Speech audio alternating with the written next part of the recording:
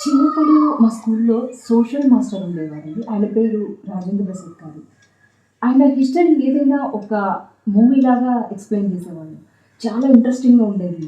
దాంట్లో ఫన్ ఉండేది, ఎంటర్‌టైన్‌మెంట్ ఉండేది అండ్ క్లైమాక్స్ ఉండేది. చాలా బాగుండేది. సో, అట్లానే మేము ఇంతవరకు టెక్స్ట్ బుక్ ఓపెన్ చేయకుండా ఆయన చెప్పిన స్టోరీస్ మైండ్‌లో ఫీడ్ చేసుకొని ఎగ్జామ్స్ రాసేసేవాళ్ళం. చాలా బాగుండేదండి. ఆ మాస్టారు మా మదిలో ఇప్పటికీ అలా ఉండిపోయారు. ఆహ్, ఇప్పుడు నేను మీకొక ఫ్రీడమ్ ఫైటర్ 'చంద్రశేఖర్ ఆజాద్' గారి గురించి చెప్దామనుకుంటున్నాను. అండ్ ఈయన ప్రత్యేకత ఏంటంటే నెవర్ గివ్ అప్. చాలా toughest person for the British government ఆ టైంలో. సో, ఈయన ఏం చేసేవాళ్ళు?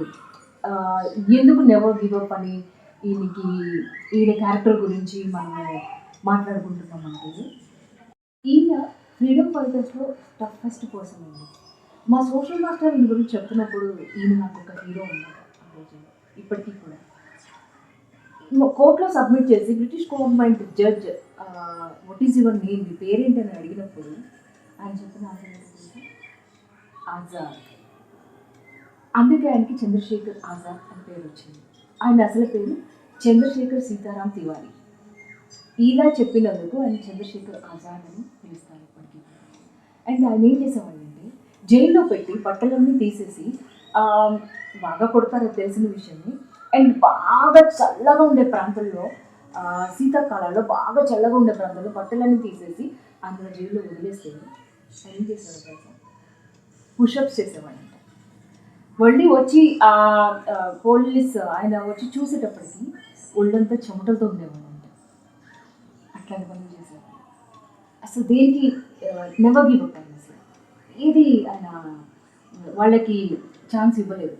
అండ్ ఇంకొకసారి ఏమైందంటే పోస్టర్స్ అతికించొద్దు అని చెప్పేసి రూల్ పెట్టారు బ్రిటిష్ గవర్నమెంట్. అతికిస్తే కాల్ చేస్తాం సంథింగ్ రూల్ పెట్టారు. పెట్టినప్పుడు ఆయన ఏం చేశారో తెలుసా?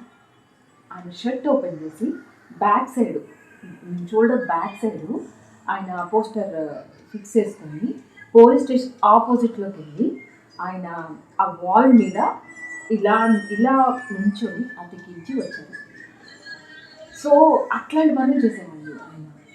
ఫైనల్గా ఆయన ఎలా చనిపోయారు అంటే ఆయన దగ్గర ఉన్నది ఒకటే బుల్లెట్. కానీ ఏమైంది అందరూ సరౌండింగ్ చేసేసారు. ఒక్క బుల్లెట్తో ఆయన ఎవరిని చంపలేరు. మ్యాక్సిమం ఉన్న 10 మెంబర్స్లో 3 మెంబర్స్ని ఆయన హతమార్చారు. బట్ ఉన్నది ఒకటే బుల్లెట్. అక్కడ అరౌండ్ అబౌట్ 10 మెంబర్స్ సరౌండ్ చేసేసారు. ఆయన ఏం చేయలేరంట. సో ఆ ఒక్క బుల్లెట్తో ఆయనకు ఆయన కాల్ చేసుకొని బ్రిటిష్ వాళ్ళకి ఆ ఛాన్స్ ఇవ్వకుండా ఆత్మహత్య చేసుకున్నారు. సో ఇక్కడ కూడా ఆయన నెవర్ గివ్ అప్ అనమాట. సో ఈయన నుంచి మనం తెలుసుకోవాల్సింది ఏంటంటే ఏ విషయంలోనికి మనము గివ్ అప్